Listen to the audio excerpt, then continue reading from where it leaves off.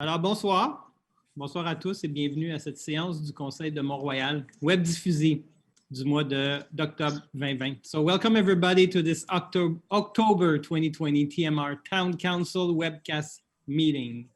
So, tonight, again, I am all alone in Town Hall. I am alone, but all my Town Council colleagues are with me via Zoom. I will let them speak to you in a few minutes. Again, on this Monday of Council night, the town flag is flown at half-mast for the 8th month as a form of respect and support for all those affected by the COVID-19 pandemic. Nous traversons actuellement cette deuxième vague pandémique et Montréal, comme une grande partie du Québec, est maintenant au niveau d'alerte maximale, le niveau rouge. La ville de Mont-Royal invite ses résidents à rester chez eux, à continuer d'éviter les regroupements, à observer la distanciation physique et s'il faut absolument sortir de chez soi, porter évidemment le masque partout dans les lieux publics. Avant d'amorcer la séance de ce soir, j'aimerais attirer votre attention sur 3 items importants, dont 2 qui seront mis de l'avant ce soir lors de notre séance du Conseil. Premièrement, j'aimerais vous parler de Vera Daniluk. La semaine dernière, le 14 octobre, pour être précis, marquait le 10e anniversaire du triste décès de la mairesse Vera Daniluk. Je souhaite rendre encore une fois un hommage à cette grande dame de Mont-Royal qui aimait tant sa ville, sa communauté et qui avait tellement de projets et d'ambitions pour Mont-Royal. Those who knew and worked alongside Vera Daniluk remember a wise and exceptional woman full of ambition for a community who loved the town and its residents. At the time, the team of town councilors that succeeded Vera Daniluk, of which I was a member, decided to continue our work and legacy.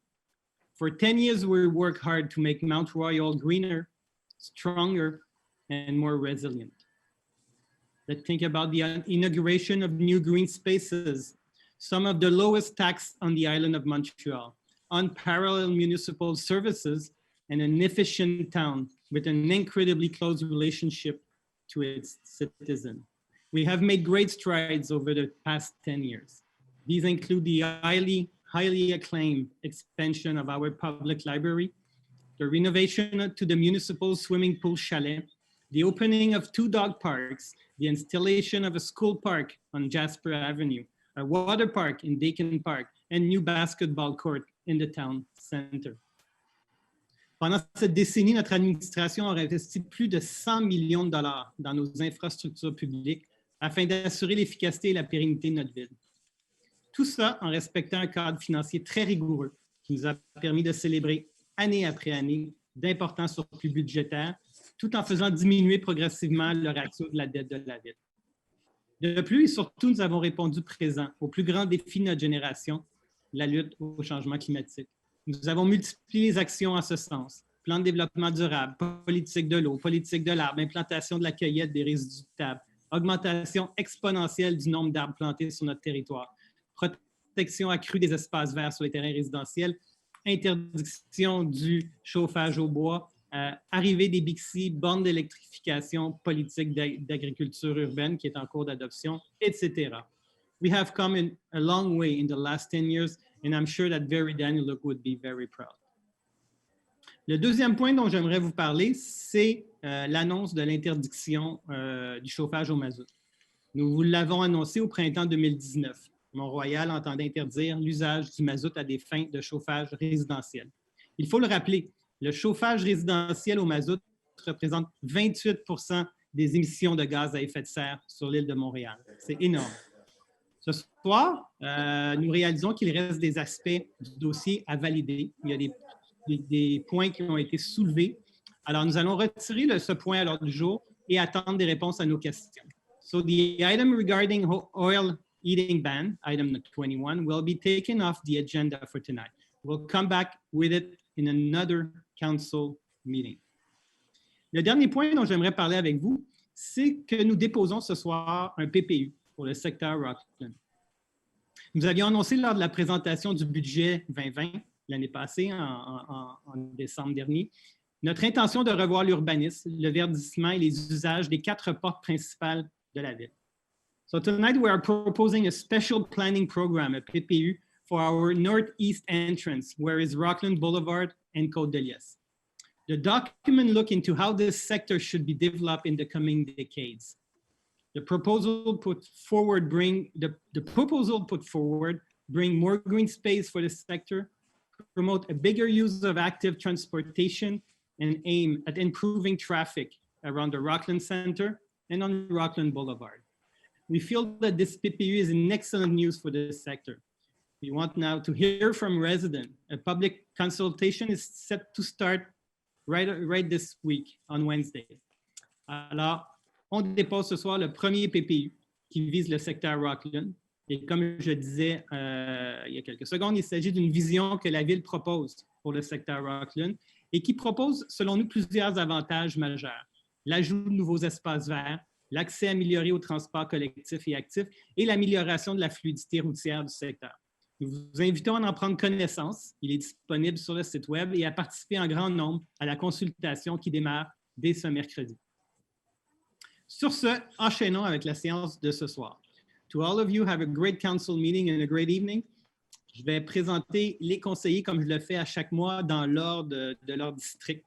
Donc, le premier, le conseiller du district numéro 1, Joseph Daoura. Bonsoir.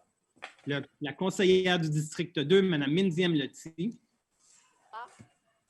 La conseillère du district 3, Erin Kennedy.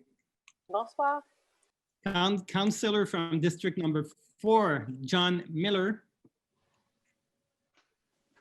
La conseillère du district 5, Mme Michelle Setlaqui. Bonsoir.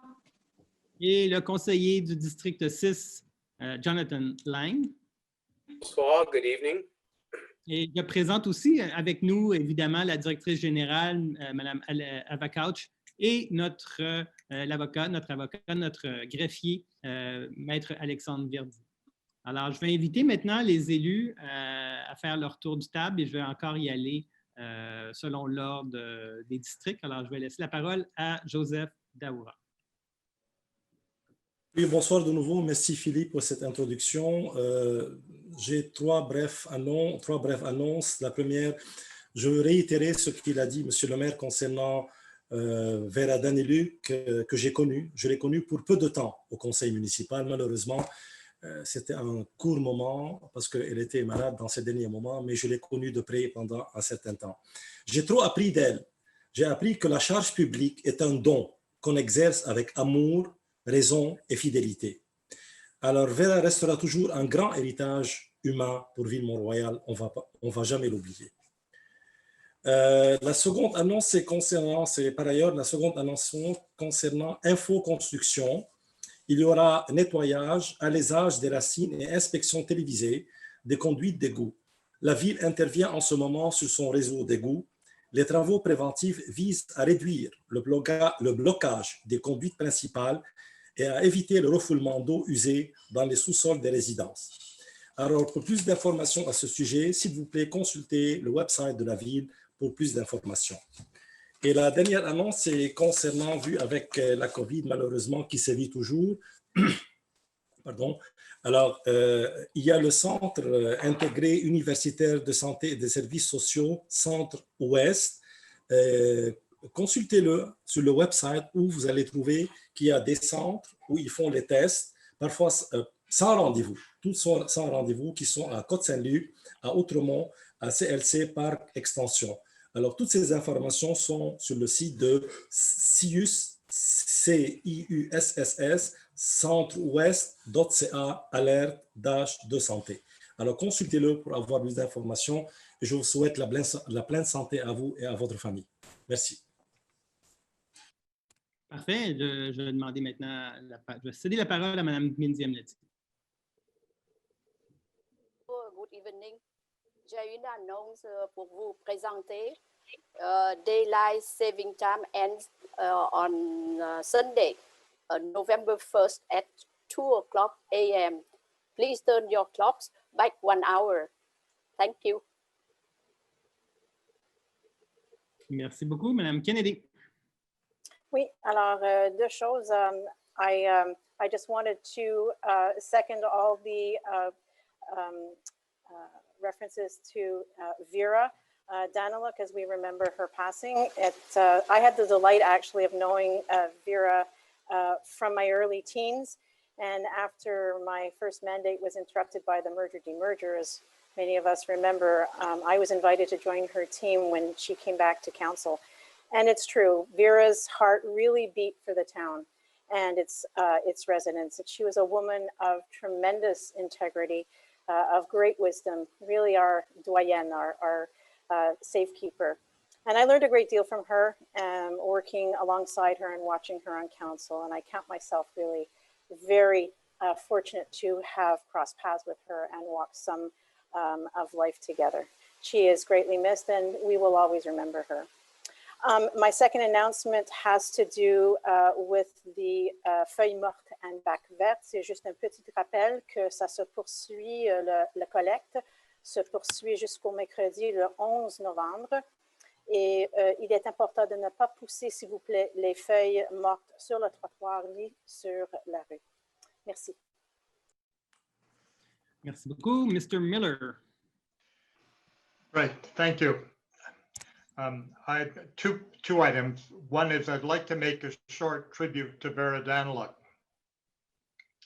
10 years have passed since the death of this very hardworking mayor. Vera a été fortement impliquée dans sa communauté, son église, et a pris un intérêt personnel dans les gens dans la communauté. Elle m'a encouragé de me présenter au conseil pour la première fois en 1991 et m'a soutenu tout au long de ces années comme maire. À ce moment-là,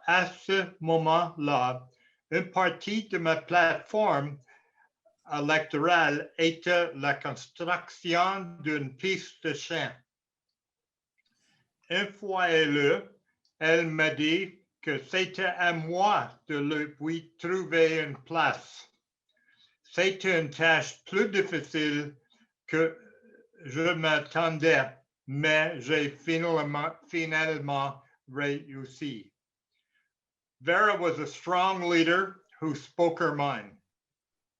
You may not have agreed with her, but you knew where she stood. After being mayor, she became president of the MUC, the Montreal Urban Community, the predecessor of the Agglomeration Council. With the fourth merger of Montreal municipalities in 2001, she stepped down and retired. When the opportunity came to demerge, a referendum took place and she became one of our group's volunteers. When our group won the referendum, I approached her to run for mayor of TMR. Hesitant at first, but with a bit of urging, she agreed and the rest is history. She asked me to help put together a team, which I did. It included Aaron Kennedy, Mindy M. Lete, Melpa Camateros, Fayud Sayan, Philip, and myself. When she passed away in 2010, Philip succeeded her as mayor.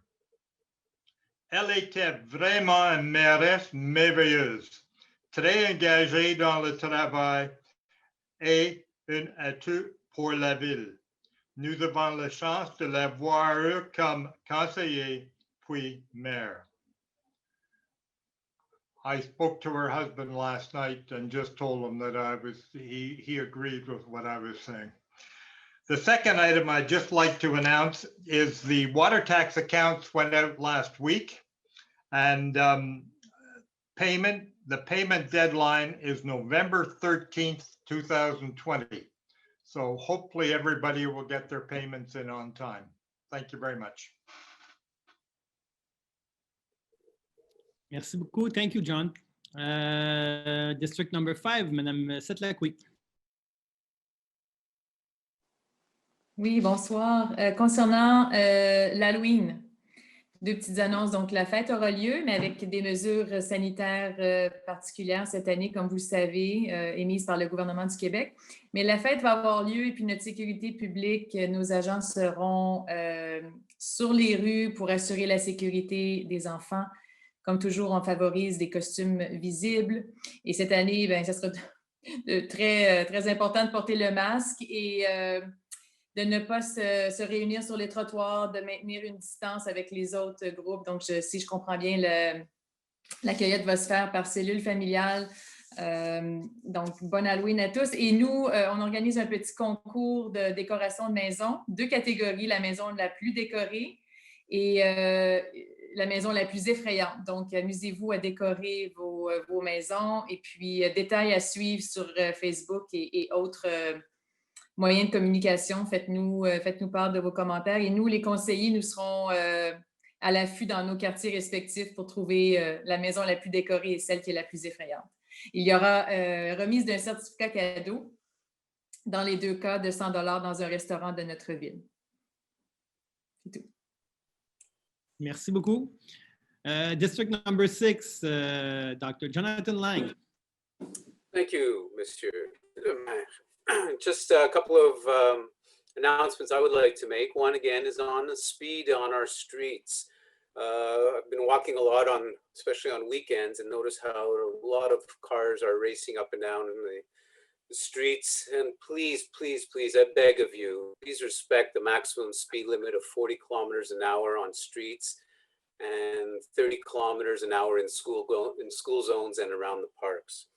I also want to remind you that as the leaves fall off the trees and during a week such as this one, when there's a lot of rain, remember that the roads tend to become a lot more slippery, especially at intersections. So please be careful. Thank you. Merci beaucoup. Alors, nous arrivons maintenant dans l'agenda à l'item numéro 2, qui est l'adoption de l'ordre du jour, et je vais céder la parole à Mme Mindy Amlety. Merci, Monsieur le Maire.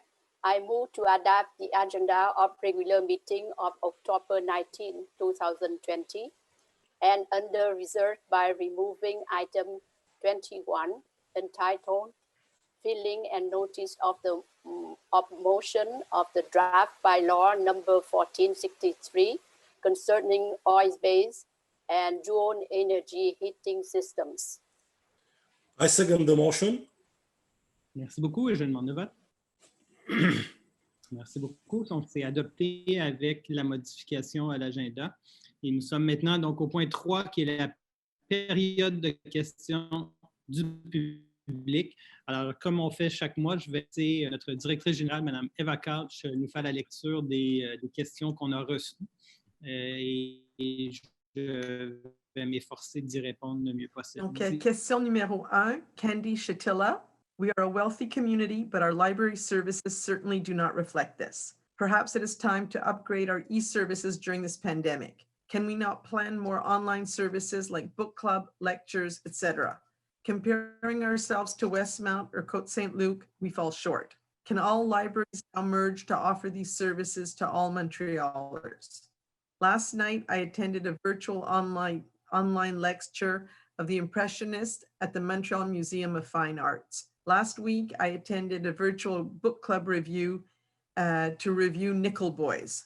I'm able to get Press Reader, RB Digital, Canopy, etc., due to the fact that I am a member of a US library. But I know that Westmount offers these digital services. We can also get them through the bank. Bank not being the bank at the corner, but BANQ. Our library needs to be more proactive, reaching all our households. Yes, it will cost us money, but we are a wealthy community. Prêt numérique is not enough. I am addressing this issue so that it can be brought up in the October meeting. I will be attending it.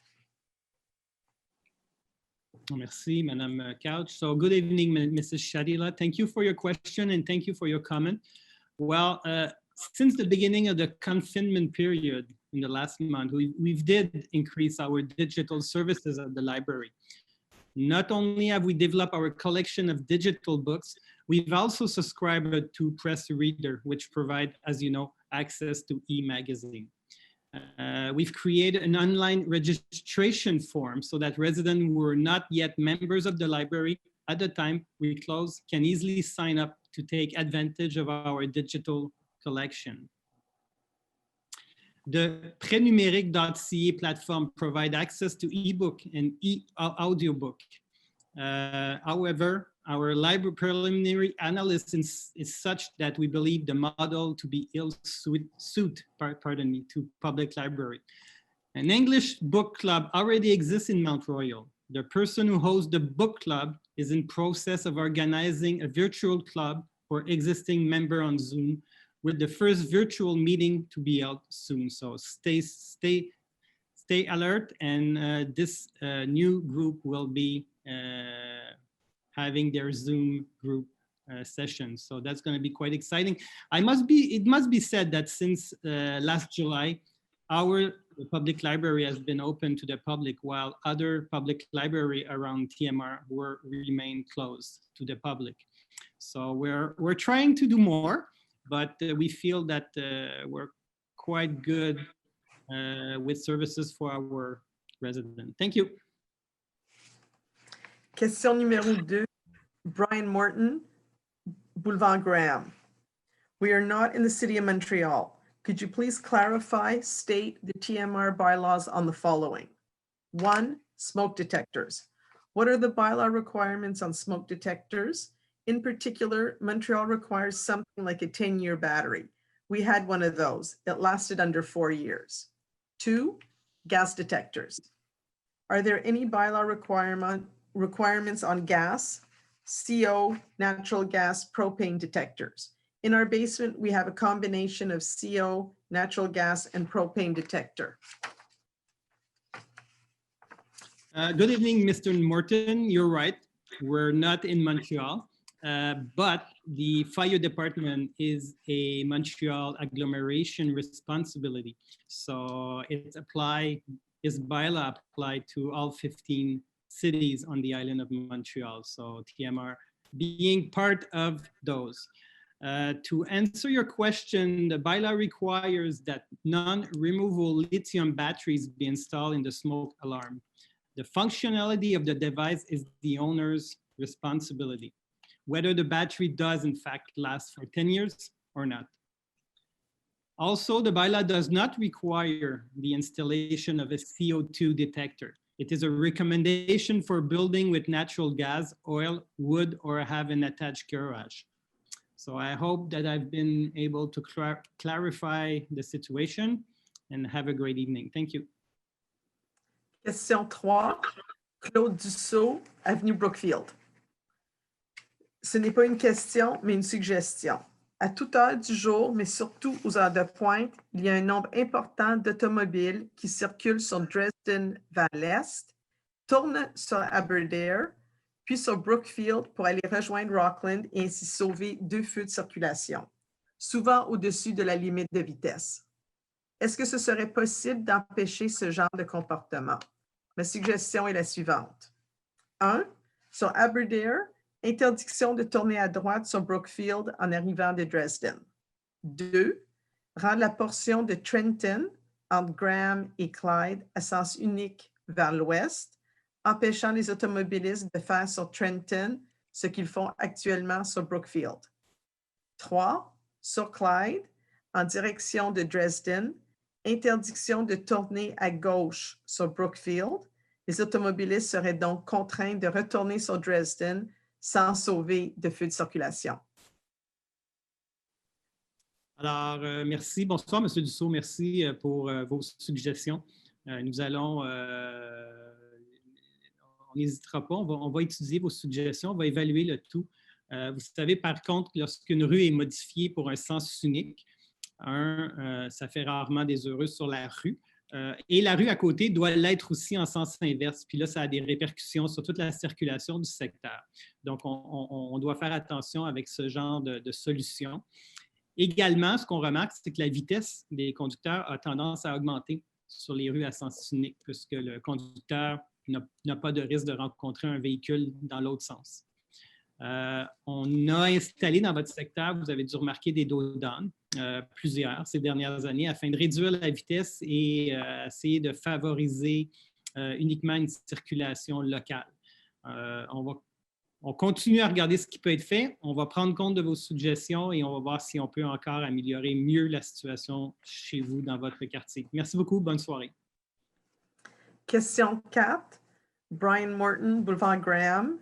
Deuxième question. The question is with respect to the new bylaw on oil heating, seeing as the item has been removed from the agenda and the question was long, I will not read the question for this evening. Maybe just say, Mr. Morton, as well, we've took off the item from the agenda. But I saw your question. There was a lot of a comment, and we'll take note of all your technical point that you've raised in your question. Thank you. Question 5, Alan Feldman, MRMA.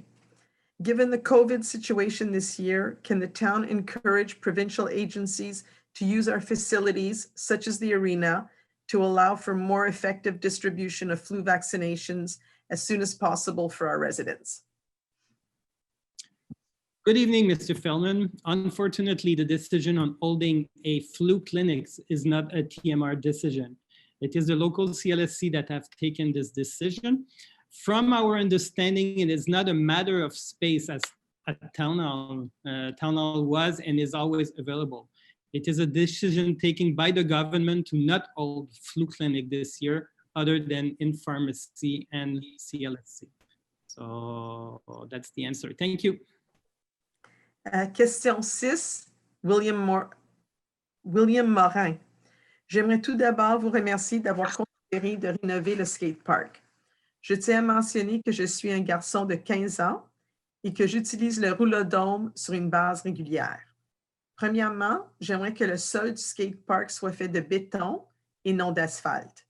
Ceci fait en sorte que tu peux glisser lors de tes chutes sans te faire mal. Je trouve aussi que mettre en place un bol serait inutile. Selon moi, une mini-rampe serait plus appréciée. J'aimerais aussi que vous considériez de mettre des marches et que vous aménagez des nouveaux ledges, rails et possiblement un nouveau manual pad. Je connais une compagnie qui construit des skateparks dans la région.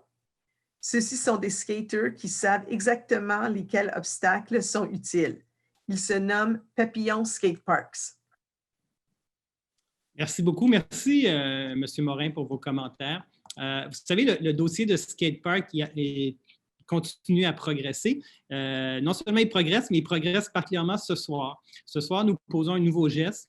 On part en appel pour trouver un consultant qui va accompagner la ville dans la préparation et la confection du nouveau skatepark. Je vais m'assurer personnellement que les commentaires émis dans votre question soient acheminés aux consultants.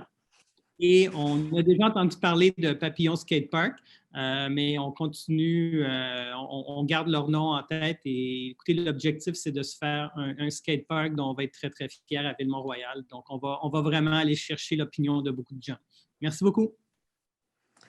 Question 7, encore une fois sur le skatepark. Koa Do. J'ai 16 ans et je fréquente le Collège Notre-Dame. J'utilise souvent le skatepark de la ville. Je suis ravie que vous rénovez le skatepark et j'aimerais vous donner des considérations.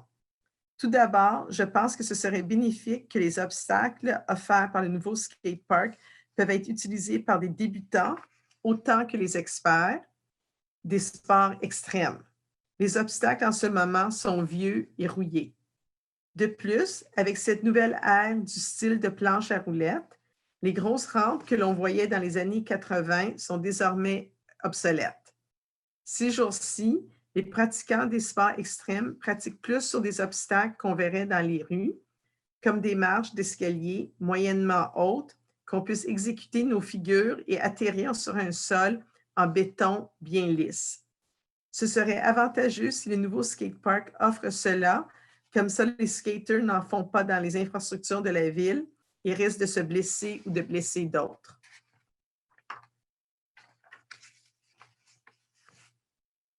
Merci beaucoup, Koado, pour vos commentaires. Alors, comme je disais précédemment, le dossier de skatepark avance. Ce soir, on pose un nouveau geste. On va avoir dorénavant un consultant qui va nous accompagner dans la préparation et la confection du nouveau skatepark. Et comme je disais à William Morin, on va s'assurer de prendre vos commentaires et de les transmettre à notre consultant. Alors, merci beaucoup. Bonne soirée. Question 8, Cecilia McDonald, Rue Canora. Last February, you announced there would be a public consultation to discuss residential zoning in Royal Mount, likely in March 2020. Residents would be able to ask questions and voice concerns about the inevitable increased population and impact on infrastructure, including schools, traffic, etc. Of course, this was before the COVID crisis. You did say a consultation would occur before TMR Council made a final zoning decision. Can you please tell us, will there still be a public consultation before the residential zoning decision is made? Has the town already approved the number of residential units permitted in Royal Mount? What criteria is being used for this decision? Well, good evening, Mrs. McDonald. Thank you for your question.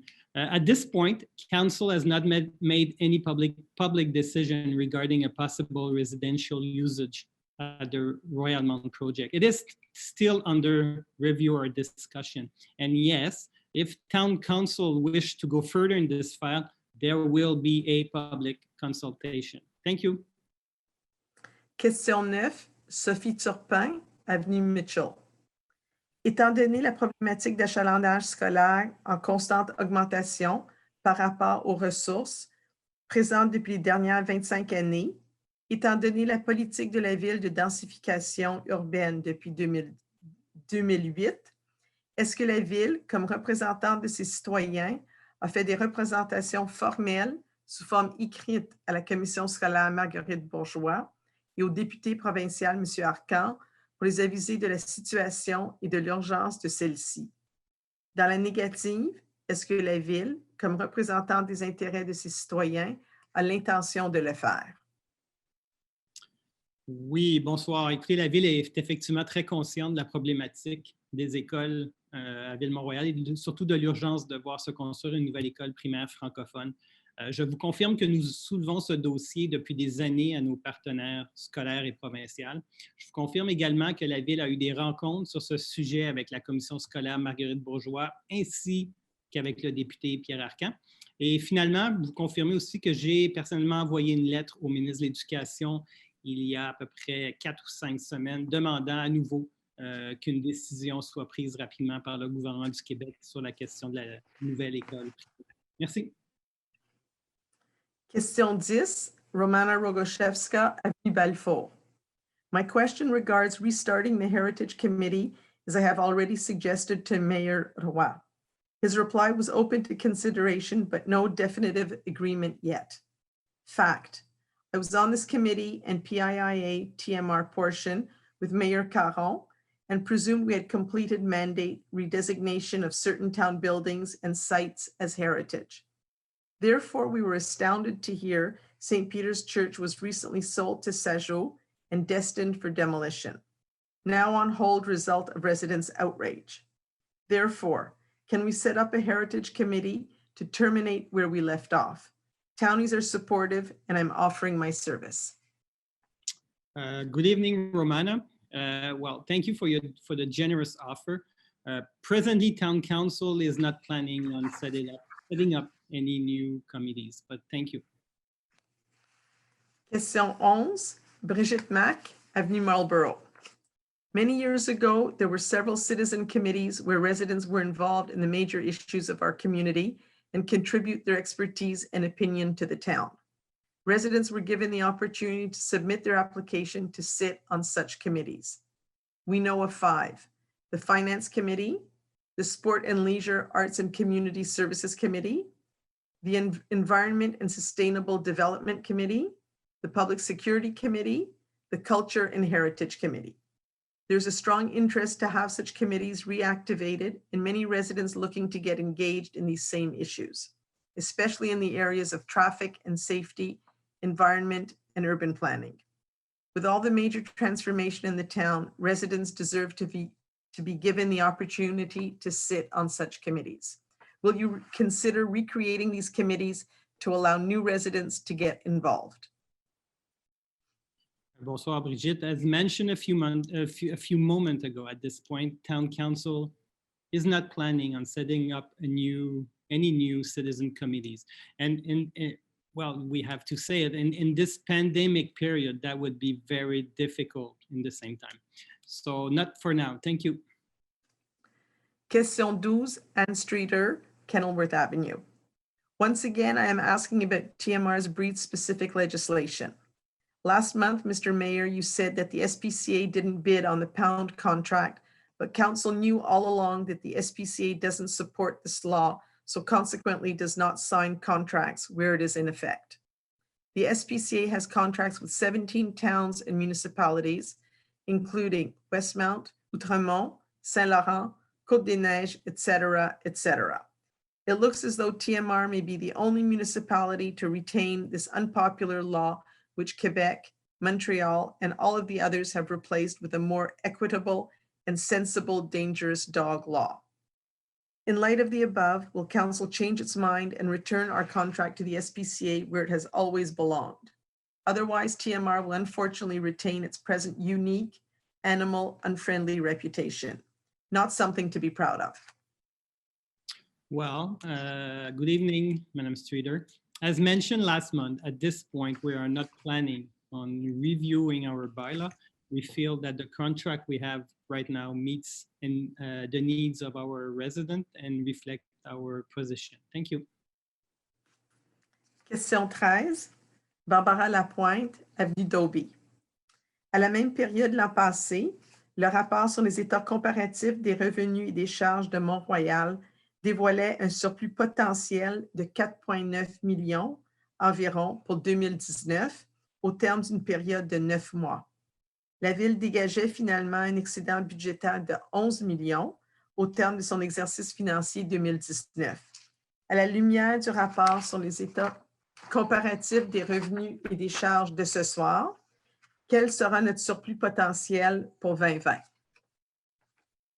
Bonsoir, Madame Lapointe. Nous déposons ce soir justement nos états comparatifs et nous aurons l'occasion d'en parler dans quelques minutes. C'est au point 5 de l'agenda. Merci.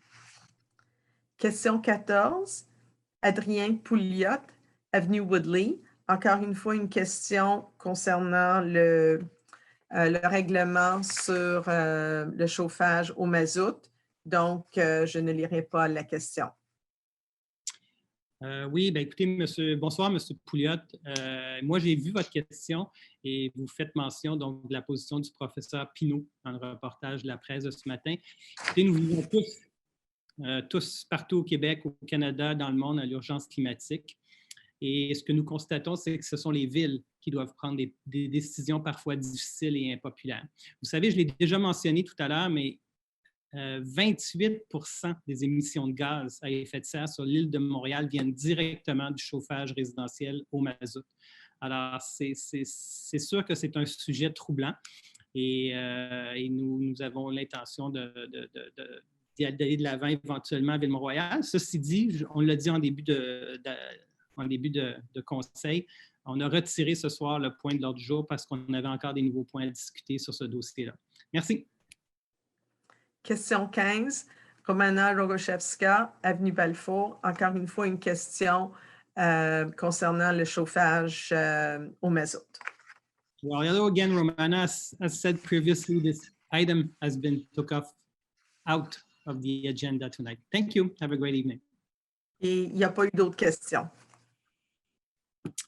Parfait. Donc, merci. Nous sommes maintenant au point 4, qui est l'adoption du procès-verbal de la dernière rencontre qui a eu lieu le 21 septembre. Alors, je vais laisser la parole à Mme Mindy Amlety. Merci, Monsieur le Maire. I move to adopt the minutes of the Council regular meeting of September 21st, 2020. I second the motion. Merci beaucoup et je demande le vote. Merci beaucoup. Nous sommes maintenant au point 5. Je vais laisser Maître Verdi faire le dépôt des documents de ce mois. Oui, donc ce soir, nous déposons les documents suivants. D'abord, le rapport sur les états comparatifs. Ensuite, nous déposons la liste des achats sans émission de bons de commande, la liste des commandes de moins de 25 000 et celle de moins de 10 000 Nous déposons la liste des chèques et des dépôts directs, un rapport du service des ressources humaines et finalement la liste des permis et certificats. Parfait. Peut-être que je vais en profiter parce que c'est le bon moment pour peut-être faire un rapport sur les états comparatifs financiers. Donc, comme le prescrit la loi, on a déposé ce soir ce rapport-là. Et qu'est-ce qu'il dit, ce rapport-là? Écoutez, c'est que ce n'est pas très à l'image de ce que nous sommes habitués ici à Ville-Mont-Royal depuis 1 ou 2 décennies. Depuis la mi-mars 2020, la Ville de Mont-Royal compose avec les effets de la pandémie de la COVID-19. L'impact de la pandémie sur les finances de la municipalité est certain et se traduit actuellement par des pertes considérables de revenus, évaluées à 5,8 millions.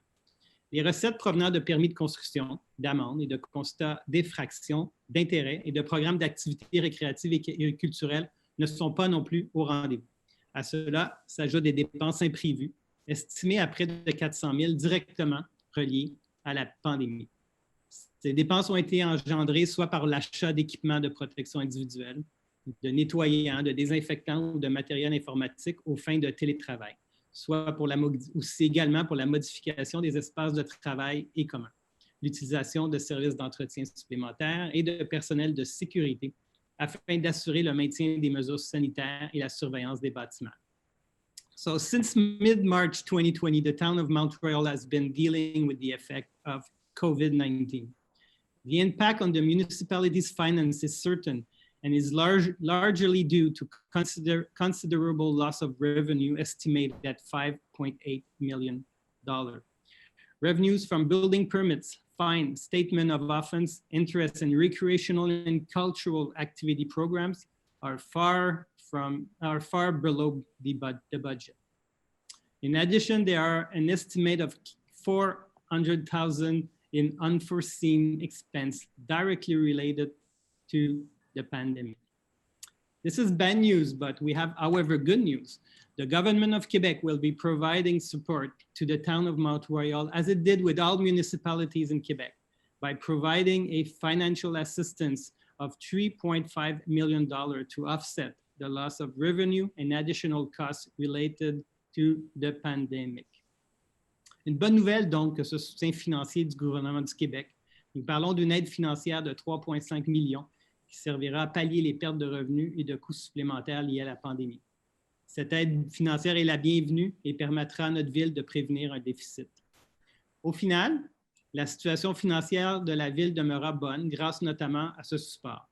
En dépit des défis particuliers présentés par une année hors de l'ordinaire, à défaut de son rendement habituel, la ville maintient admirablement la tête hors de l'eau.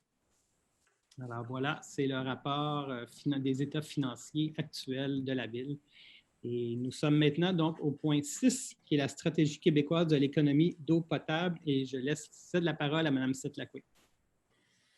Oui, bonsoir à nouveau. Donc, le bilan annuel de la stratégie municipale d'économie d'eau potable a été publié le 6 mai dernier pour être complété et déposé au plus tard le 1er septembre 2020 pour approbation. La Ville de Mont-Royal a complété et a déposé les formulaires requis. En date du 29 septembre dernier, le ministère des Affaires municipales et de l'Habitation a approuvé les documents déposés par la Ville. Comme dernière exigence, le MAMACH requiert que le rapport annuel sur la gestion de l'eau potable 2019 soit présenté au conseil municipal, ce qui a été fait en vue de la présente séance. So I therefore move to accept the 2019 annual potable water management report. And I'll second the motion. Merci, je demande le vote. Merci, adopté. Donc maintenant, le point 7. So item number 7, confirmation of disbursement, Mr. Miller. Right. Je propose de confirmer de prouver les devoirs visant la période 1er septembre au 30 septembre 2020. So we have in payroll $1,573,584. Suppliers and other payments, $2,291,944. Function expenses, council and town manager, $277. Financing costs, $174,237. for a total of $4,040,042. And in the bank currently, we have $41,005,326, earning 0.82%. I second the motion. Thank you, Mr. Miller. Merci, Madame Letty. Je demande le vote. Merci, adopté. So now we're now at item number 8, snow removal and de-icing work. Right. And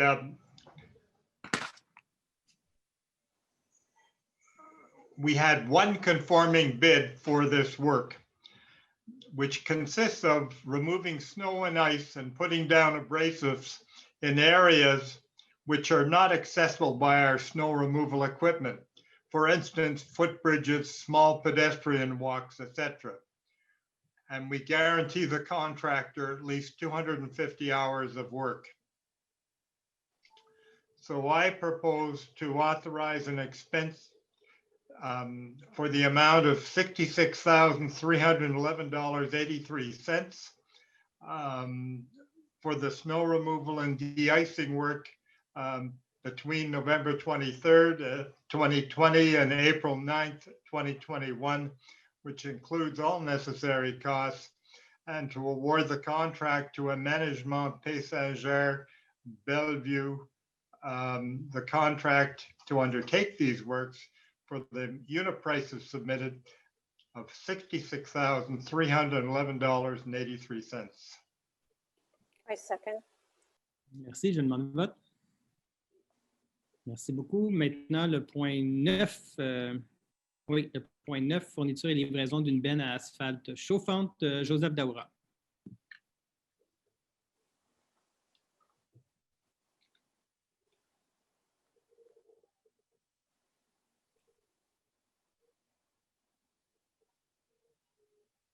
Sorry.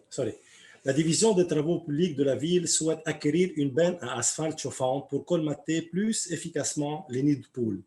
Cet équipement va être utilisé toute l'année, mais il va être particulièrement efficace lors de son utilisation en période hivernale pour conserver l'asphalte au chaud.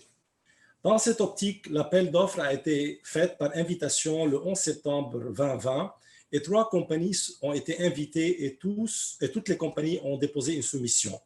Mais il y a une compagnie, l'une d'elles, qui a été considérée, il y a une irrégularité, donc elle a été écartée. Donc, la ville a retenu deux compagnies. La compagnie Imperma Selan SENC qui a eu le bas soumissionnaire. Et la différence entre cette compagnie qui a gagné l'offre et la seconde qui vient après, c'est à peu près $7,000 de différence. Donc, dans cette optique-là, la résolution va être de la sorte. I move to authorize an expense of $33,500 tax included for the supply and delivery of an asphalt hot box and as needed all accessory costs, and to award to the lowest confirming bidder, la compagnie Imperma Selan SENC, for that purpose, for the lump sum price submitted of $31,445.66 tax included, all in accordance with the tender documents. J'appuie. Merci beaucoup. Je demande le vote. Merci. Nous sommes maintenant au point 10, qui est des dépenses supplémentaires concernant de la télésurveillance et des services d'entretien. Madame Minziam-Letty.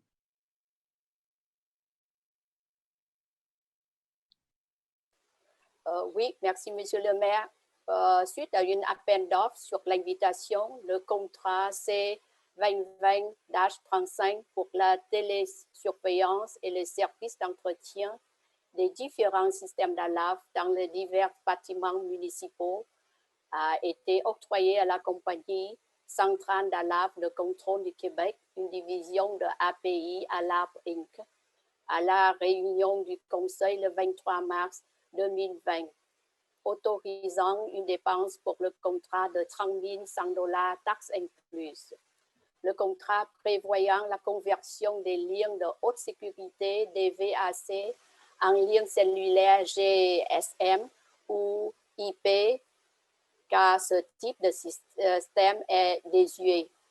Nous ne pouvons plus trouver des pièces de remplacement pour les équipements.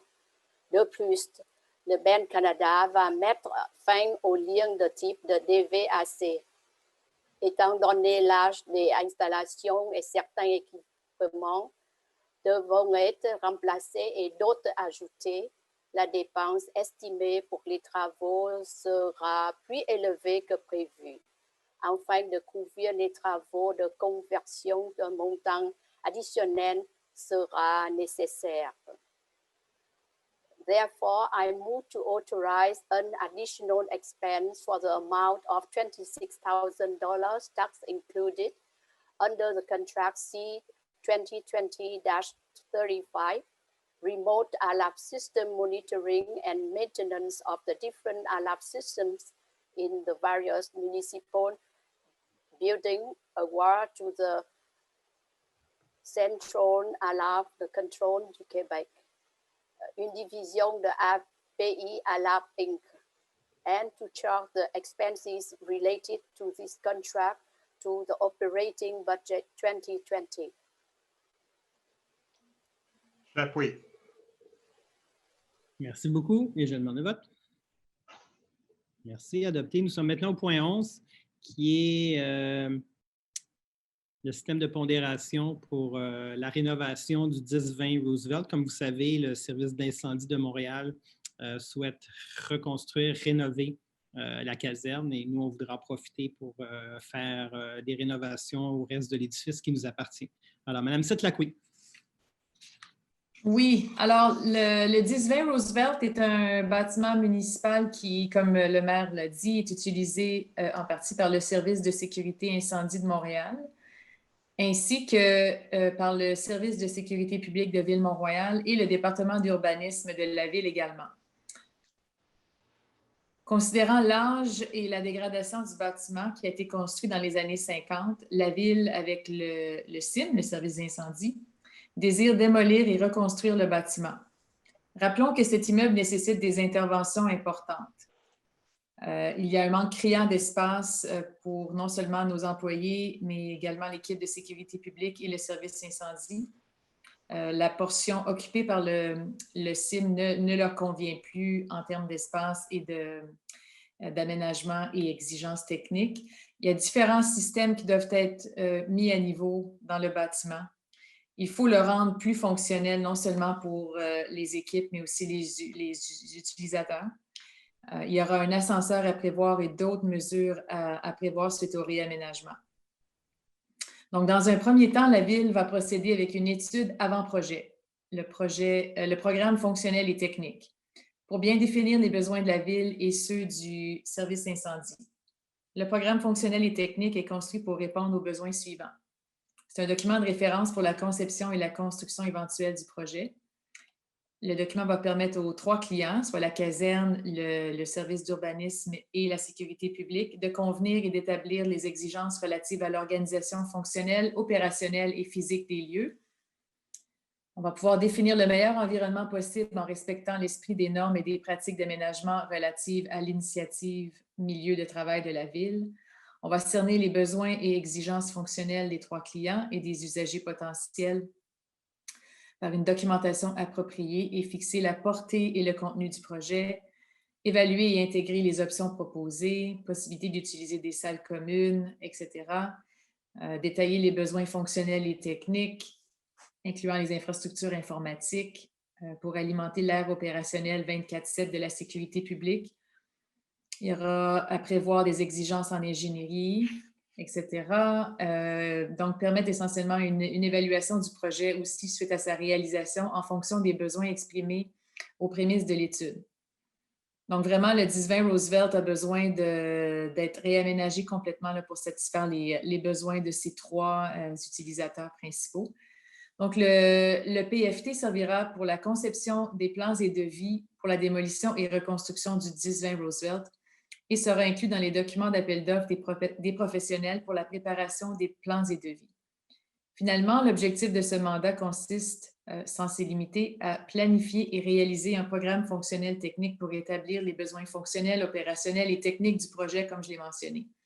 So in that context, whereas a contract for professional services for more than $25,000 is to be awarded, council shall use a bid weighting and evaluation system, whereas the town will use such system for professional services. The town will use such an evaluation system for professional services for the preparation of a technical functional program for the demolition and reconstruction of 1020 Roosevelt Avenue. I therefore move to approve the bid weighting and evaluation system for the professional services for the preparation of a technical functional program for the demolition and reconstruction of 1020 Roosevelt Avenue. J'appuie la proposition. Merci beaucoup à vous deux et je demande le vote. Merci, c'est adopté. Le point 12 maintenant concerne le remplacement des jeux d'eau au parc Mohawk. Alors, je vais laisser la parole à Joseph Daoura. Oui, le parc Mohawk, qui est un des plus grands parcs de la ville de Mont-Royal, il possède divers équipements et installations récréatives ainsi qu'un chalet de service. Alors, ces équipements sont installés depuis plusieurs années et les jeux d'eau ont atteint leur durée d'âge utile et nécessitent beaucoup de réparations et d'entretien depuis plusieurs années. Alors, la ville désire remplacer les jeux d'eau, le tout selon les lois et les règlements en vigueur. Donc, ce projet s'insère dans le cadre du réaménagement du parc Mohawk et son amélioration. Les travaux se rapportant au présent contrat consistent à fournir la main-d'œuvre, les matériaux, l'équipement et la supervision nécessaires afin de procéder au remplacement des jeux d'eau. Donc, les travaux vont comprendre notamment, sans s'y limiter, la mobilisation des équipes, la signalisation et protection requise, la démolition ou retrait des éléments indiqués au plan, incluant la dalle de béton et les équipements existants, la fourniture et installation des jeux d'eau, incluant des travaux d'ingénierie civile et électrique, la construction d'une dalle de béton pour jeux d'eau et la fourniture et installation du mobilier urbain sur dalle de béton coulée, etc. Donc, c'est un grand travail, un grand chantier à être fait. Je rappelle encore que le remplacement des jeux d'eau ne va pas empêcher encore de reconstruire et de reconcevoir le chalet. Ça va être en période ultérieure, pas si lointaine, où on va reconcevoir le chalet. On a fait une consultation ou bien une rencontre avec les citoyens. Donc, ça va être une phase ultérieure où le chalet en lui-même doit être repensé et reconsidéré. Donc, pour ce soir, ça va être, comme on dit, cette résolution-là concernant les jeux d'eau. Un appel d'offres a été fait et le 4 septembre 2020 et 8 compagnies se sont procurées les documents de soumission et 4 seulement d'entre elles ont déposé une soumission. Donc, parmi les 4 compagnies, on a retenu, la ville a exclu celles qui n'étaient pas conformes, dont la soumission n'était pas conforme, et ils ont retenu la compagnie des entreprises Ventec qui répondait aux exigences de la ville.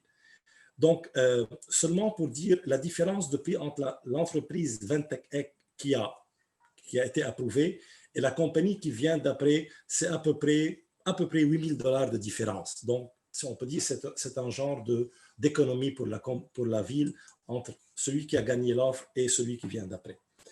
Dans cette optique-là, la résolution va être de la sorte: I move to authorize an expense for the amount of $436,000 tax included within the 2019 Capital Expenditure Program, le PTI, for the replacement of water games at Mohawk Park, which include all accessory costs, and to award to the lowest bidder, the company, les entreprises Ventec Inc., the contract for this purpose at the price submitted of a total of $397,215.63, tax included, all in accordance with the tendering documents for this contract.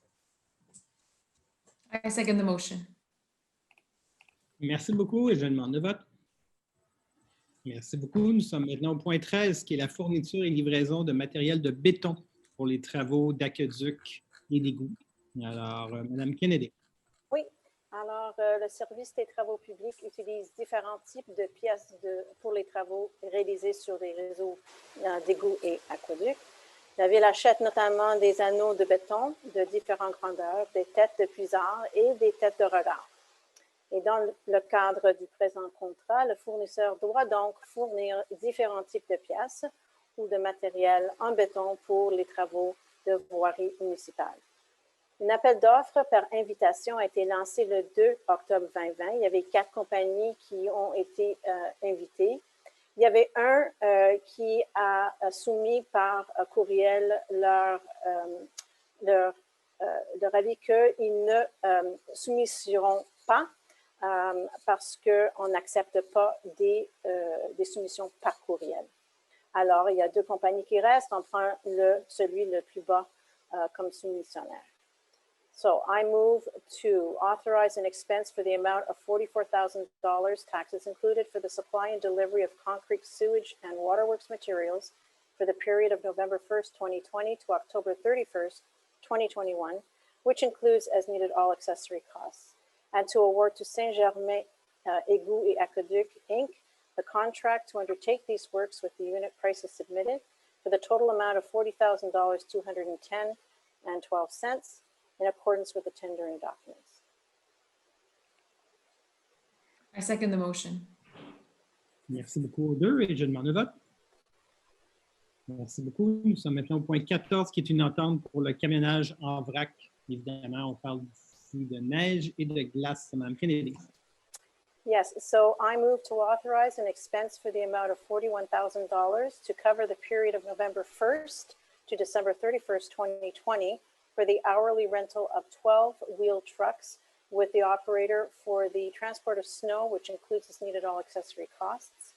To authorize an expense for the amount of $112,000 to cover the period of January 1st to April 30th, 2021 for the hourly rental of 12 wheel trucks with operator for transport of snow, which includes as needed all accessory costs. And to endorse the agreement between Transvrac Montréal Laval Inc. and the town of Mount Royal for the unit prices established by the Ministère des Transports du Québec for the period from November 1st, 2020 to April 30th, 2021, inclusively in accordance with the protocol agreement, and to authorize the town manager the undertaking of work associated with these contracts within the town budget adopted for 2020 and 2021. I second the motion. Merci beaucoup. Thank you. Je demande le vote. Merci beaucoup. Nous sommes maintenant au point 15, qui est le point concernant les services professionnels pour notre nouveau skate park. Monsieur Jonathan Lang, notre skater professionnel. Thank you for that introduction. It's wonderful to see the young citizens of the town ask questions during question period. So let me move forward on the skate park.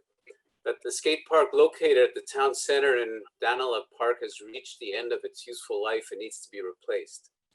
Since its inception in 2001, and to my recollection, one of the first on the island of Montreal, this type of park has evolved tremendously over the years, and the existing infrastructure no longer meets the town's needs.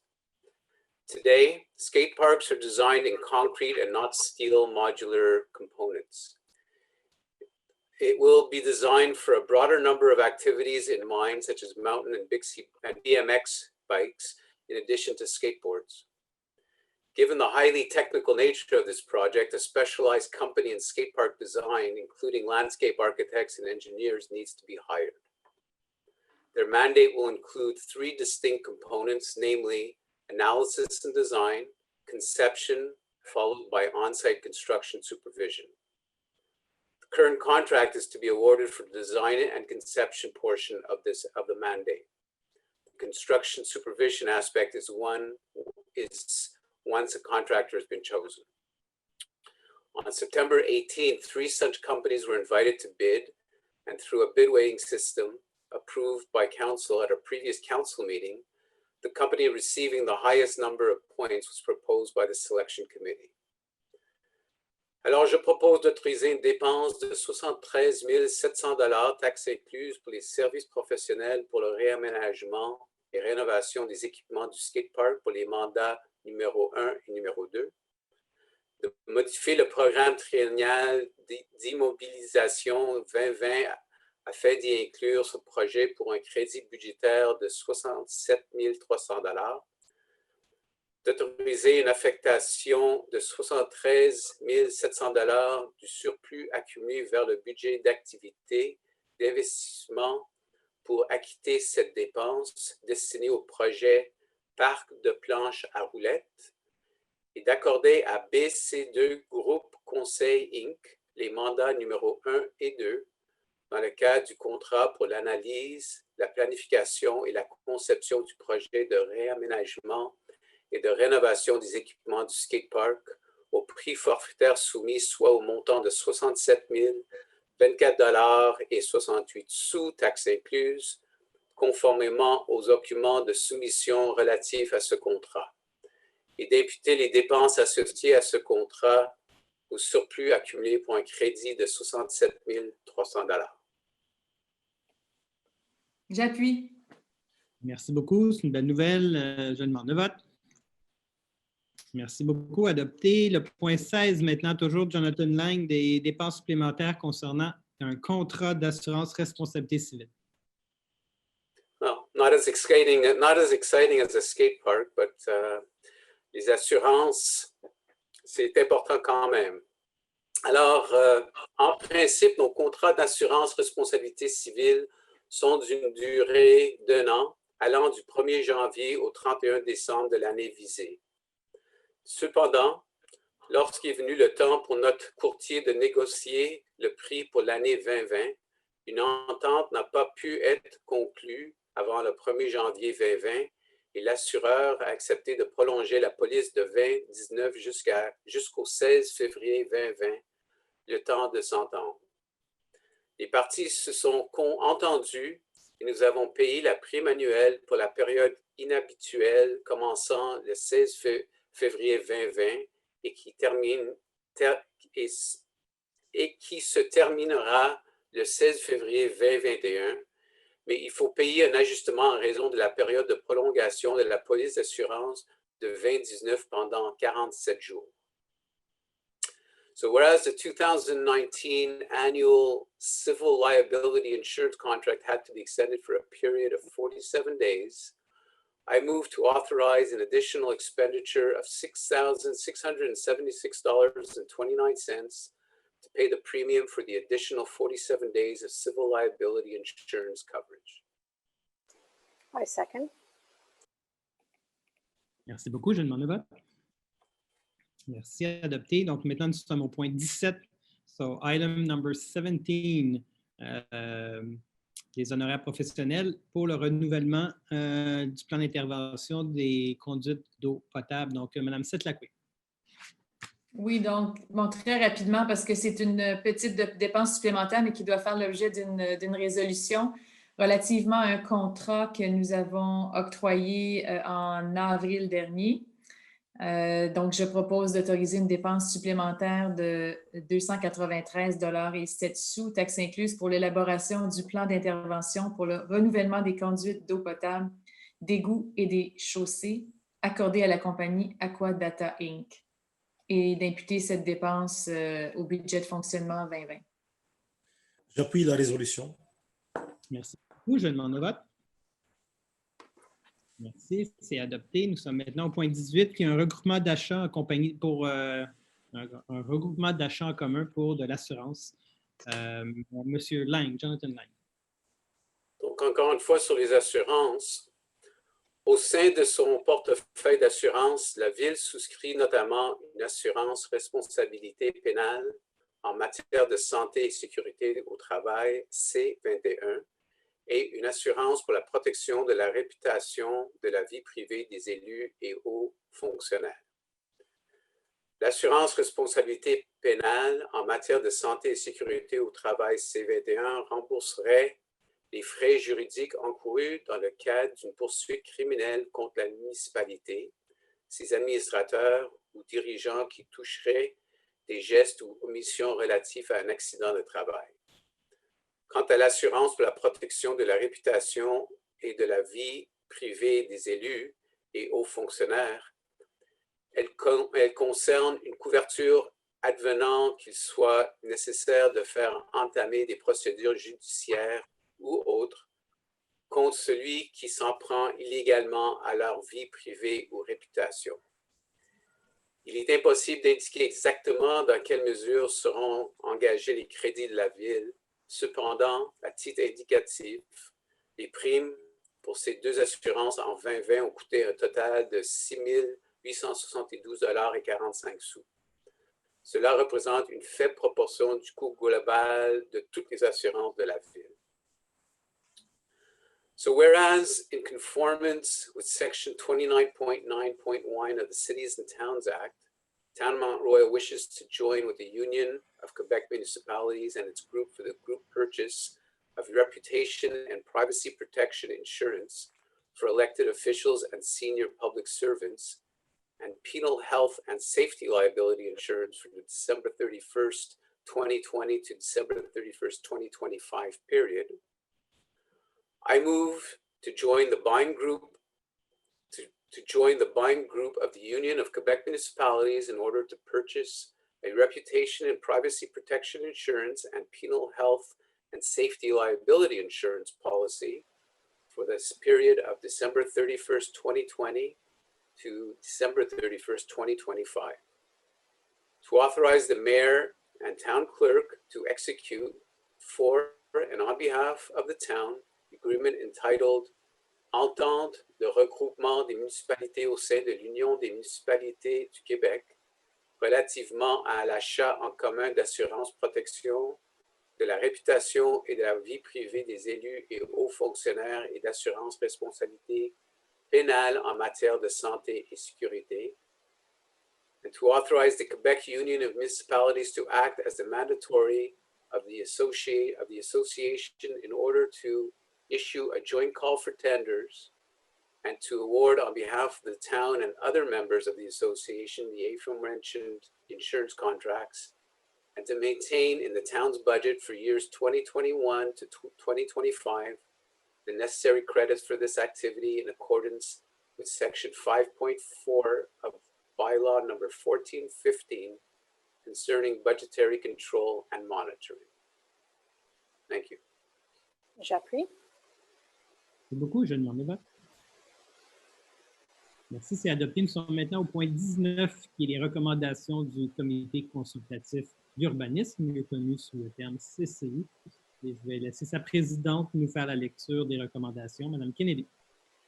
Yes, so I move to approve the following plans from the CCU at its virtual meeting held on September 25th, 2020, and that was for plans number 1 to 14, 16 to 18, and 22, and then extended on September 29th for plans number 15 and 19 to 21. So the following plans I move to approve. Plan number 118 Beverly for replacing the windows with black openings, with black and opening to the second floor to the side facade and wooden rear deck, subject to revising the new window on the second story and revising and verifying the distance from the brick corners, and that should be corrected. Plan numéro 5, 159 Balfour pour rénovation et agrandissement panneaux d'échantillon. Plan numéro 6, 313 Monmouth pour agrandissement latéral, sous réserve l'approbation des matériaux Decon de couleur.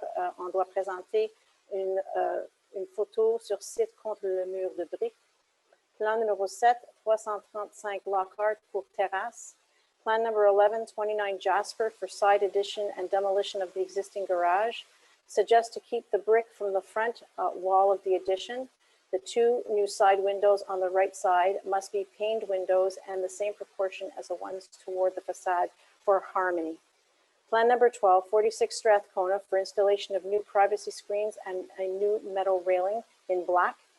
Plan number 14, 55 Lazard for rear addition and modification renovation. Plan numéro 16, 170 Geneva pour remise avec une base de pierre de déclin de bois. Plan numéro 20, 1189 Lucerne pour modification au permis, sur réserve. Le détail horizontal du revêtement du métal devra être retiré tel que requis dans le permis émis. Cette intervention est requise sur toutes les façades affectées. Plan numéro 21, 415 Trenton pour terrasse en bois traité, sur réserve que le garde-corps et les colonnes sont blancs. Plan numéro 22, 125 Cornwall pour modification des fenêtres maintenir les mêmes nombres de carreaux par fenêtre que celui des fenêtres existantes. From the meeting held on October the 9th, to approve the following plans. Number 2, 54 Keniston for rear and side addition to the second floor with the following reservations. First, all the windows must be Gentech Argile number 510. And second, the box detailing of the addition needs to be resized. Plan number 3, 75 Dunray for addition to the permit, enlarging the second floor window, the new openings, and the window well. Plan numéro 4, 108 Lazard pour terrasse arrière et pergola.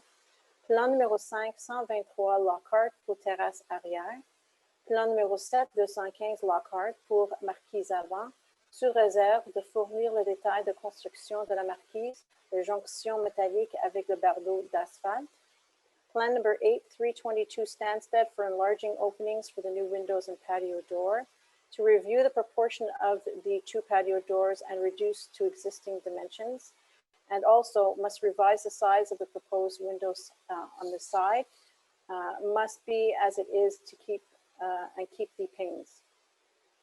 Plan number 10, 341 Morrison for rear addition and modification of the facade. Plan numéro 11, 378 Brookfield pour bâtiment accessoire. Plan numéro 13, 499 Greenock pour porte et galerie arrière. Plan number 15, 616 Algonquin for rear addition. Plan number 16A, 951 Graham for addition, deck, English court, and samples. The bricks and mortar are unanimously approved. The committee's recommendation for the color of the windows is pending and is not part of this recommendation. Plan number 17, 1530 Caledonia for modification to an issued permit, modification to the shape of the new roof, extension and reconstruction after a fire. Plan number 19, 2185 Cambridge for an addition. Plan number 21, 2250 Dunkirk for poured concrete balconies.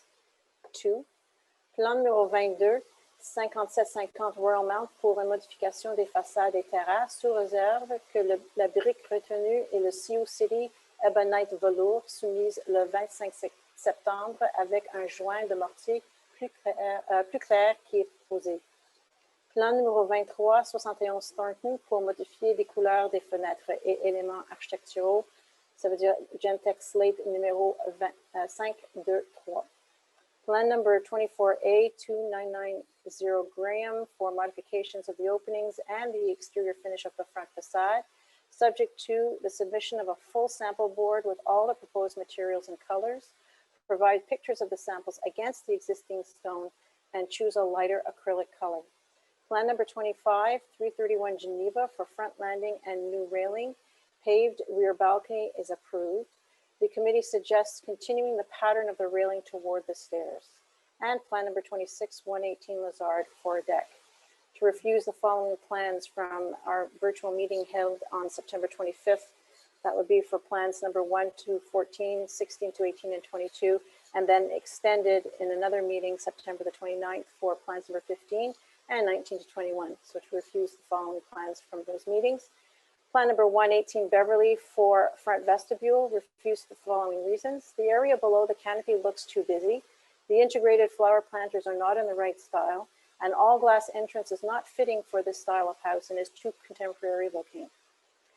The vestibule introduces an element foreign to the original style and different from the semi-detached canopy, is not in keeping with the PWIA criteria for a semi-detached.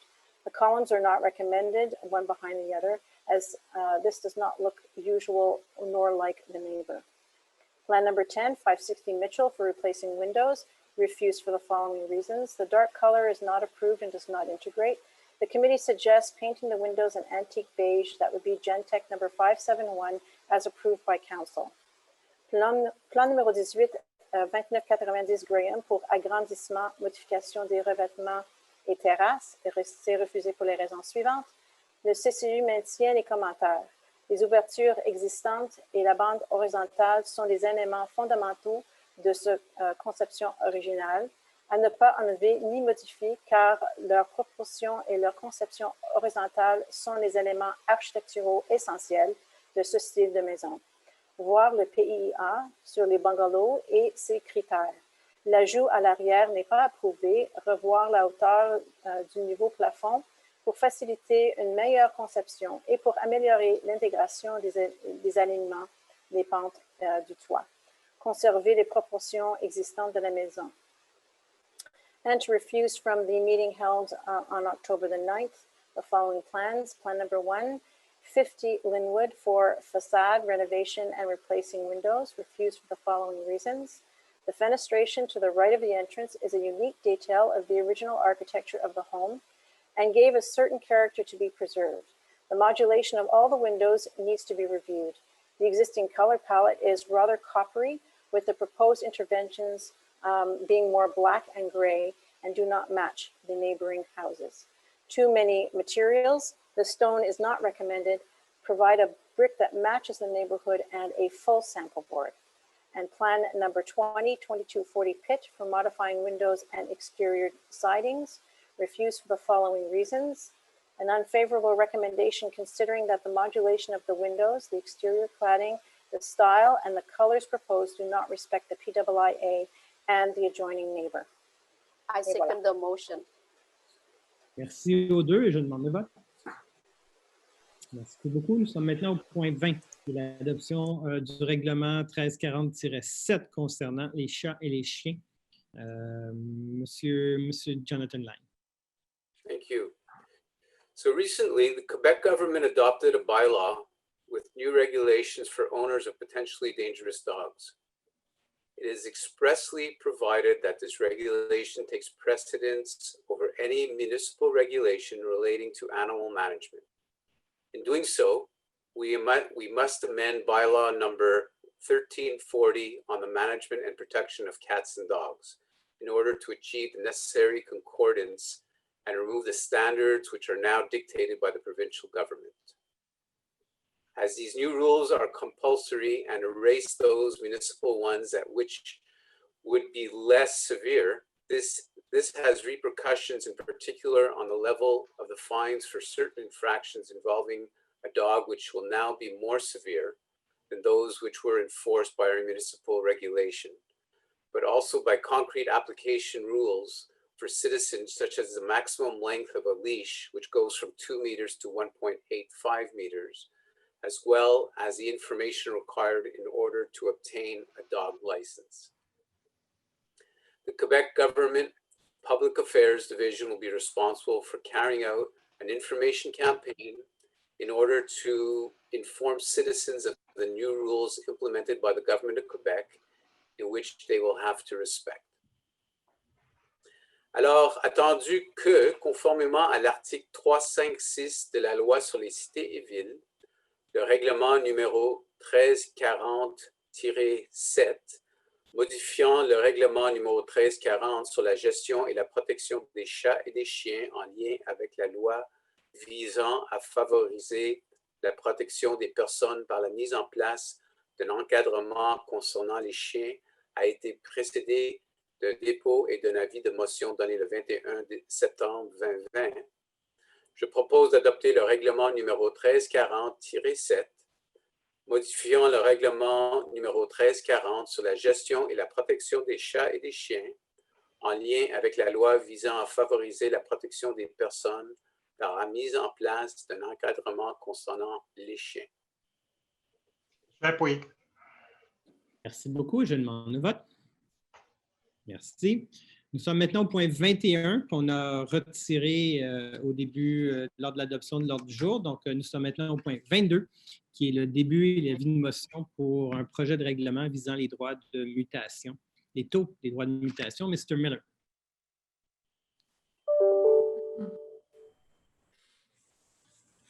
Twenty-two. 22, eh? Oui. I give notice of motion that I will be amending the bylaw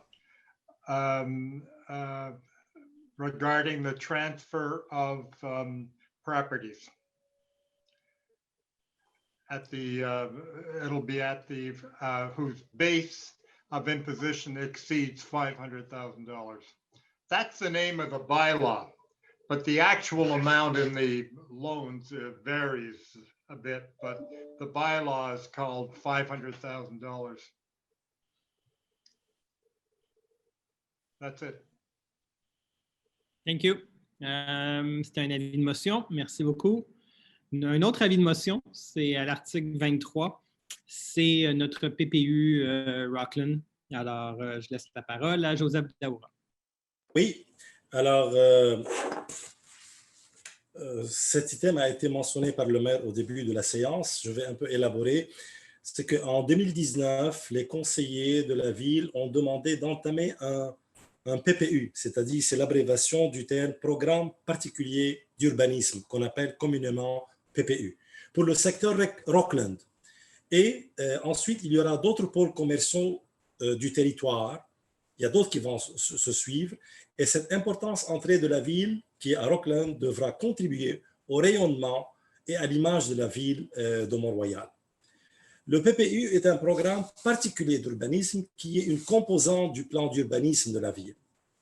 Plutôt que de référer à l'ensemble du territoire comme le plan d'urbanisme, le PPU, il est spécifique, il est particulier à un territoire particulier et vient apporter des orientations et des balises à un territoire donné pour une vision future de 15 ans, 20 ans plus tard. Le PPU Rockland, il est délimité au nord, comme vous le savez, par l'autoroute 40, le boulevard de l'Acadie à l'est, et au sud par l'avenue Slon, et à l'ouest par un terrain municipal adjacent au CHSLD de Vigie. Ce secteur, il est en quête, il doit avoir une nouvelle identité avec plusieurs facteurs qui vont changer son identité, soit le bouleversement de l'industrie du commerce de détail, une certaine dévitalisation du cadre bâti, une coupure avec le secteur résidentiel existant et surtout les besoins en soins de santé et de résidence de personnes âgées. La composante encore, il y a une congestion d'automobiles importante, le manque de verdure dans ce secteur et une offre surtout supplémentaire en logement ainsi que la mobilité active et collective à améliorer. Donc tout ça rentre dans cette vision future que le Conseil a adoptée dans ce plan de PPU. Les grandes orientations de ce projet se traduisent dans un concept d'organisation qui se définit selon les balises suivantes, qui sont notamment ces balises-là. Je ne veux pas les citer toutes, mais quand même, je cite les plus importantes. Ces balises pour ce projet sont l'augmentation graduelle de la densité à partir du secteur existant, passant de 2 étages jusqu'à 14 étages au coin de la 40 et de l'Acadie. Deuxièmement, la constitution d'un front bâti mixte le long de l'autoroute. Troisièmement, le développement d'une trame de rue dans le prolongement de l'axe Britannique. Quatrièmement, la reconfiguration d'intersections stratégiques visant à assurer la fluidité et la sécurité des déplacements automobiles, les cyclistes et les piétons. L'introduction d'un réseau cyclable relié au réseau municipal existant. L'aménagement d'un espace extérieur central dynamique qui favorise l'extériorisation des commerces et la tenue des événements. L'intégration des espaces verts publics. Le tissage d'un réseau piétonnier et de terrasses verdoyant tant au sol que sur les toits. Et l'intégration d'une généreuse bande paysagère longeant le chemin de la Côte de Liesse. Donc, pour réaliser ce PPU, l'équipe de la ville de Mont-Royal a octroyé un contrat avec la compagnie L'Atelier Urbain et ce document final est complété et déposé au présent dossier décisionnel. Le programme de mise en œuvre est assez laborieux et comprend différentes phases, notamment de nombreuses modifications réglementaires et différentes études qui vont s'en suivre. Les règlements d'urbanisme qui seront modifiés par concordance sont le zonage, le plan d'implantation, l'intégration architecturale et les permis et les certificats. Donc, comme je dis, c'est un programme particulier qui vise le centre Rockland et c'est une vision pour le futur, comme ça va suivre dans plusieurs entrées de la ville, d'autres projets similaires vont être suivis dans ce domaine-là. Donc, à partir de mercredi, on invite les citoyens, tous les citoyens, et surtout dans ce secteur-là, à faire des commentaires, des observations, parce que ce document-là va être public et accessible sur le website de la ville à partir de mercredi, et ça va être pour 15 jours d'affilée, où tous les citoyens peuvent émettre leurs observations, leurs commentaires, tout ce qui est nécessaire concernant ce projet-là. Et on est là pour entendre les gens, pour voir comment ils se sentent dans ce projet, pour avoir leur pouls. Et on les invite vraiment à les consulter parce qu'on fait une transparence, comme d'habitude, on est transparent. Ce document est public et on va faire encore des communications pour que tous les gens consultent ce document-là et ont accès à ces informations-là. Donc, on vous invite vraiment à consulter sur notre website à partir de mercredi pour une quinzaine de jours ce document qui est détaillé et à mettre vos commentaires, vos observations. Et après là, le conseil va prendre en considération ces observations pour une meilleure décision pour l'intérêt de la ville. Merci. Merci. Et c'est appuyé par? C'est un avis de motion, non? Michel, merci beaucoup. Ah oui, OK. Il y a les deux, M. Laura. Il y a l'avis de motion, mais il y a aussi l'adoption d'un projet. Excusez-moi, oui. Ça, c'était concernant l'avis de motion. Le deuxième aspect, c'est concernant l'adoption du projet du règlement.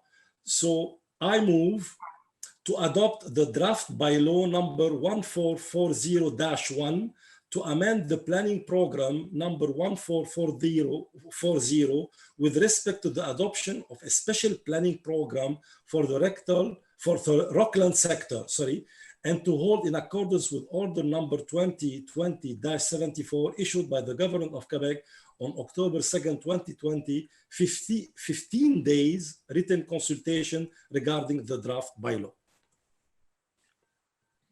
Merci beaucoup. Donc, c'est appuyé par Michel. Je demande le vote. Merci beaucoup. Nous sommes maintenant au point 24, qui est le rapport sur les décisions prises là, au prochain conseil d'agglo. Comme vous savez, il va y avoir un conseil d'agglomération ce jeudi soir et j'ai donc besoin, pour y participer, des orientations du conseil. Alors, je cède la parole à Mme Kennedy.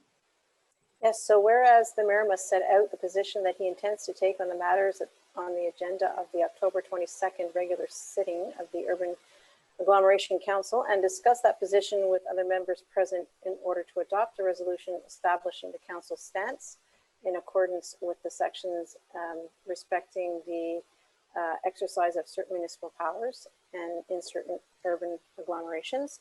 I move to authorize the mayor or his representative to attend the October 22nd, 2020 Agglomeration Council regular meeting in order to make any decisions he deems appropriate regarding the matters presented at this meeting based on the information provided during this meeting and in the best interests of the town of Mount Royal. And I'll second the motion. Merci beaucoup et je demande le vote. Merci beaucoup. Nous sommes maintenant, en fait, à la dernière, au dernier point de l'ordre du jour qui est la levée de la séance et je laisse la parole à M. Miller.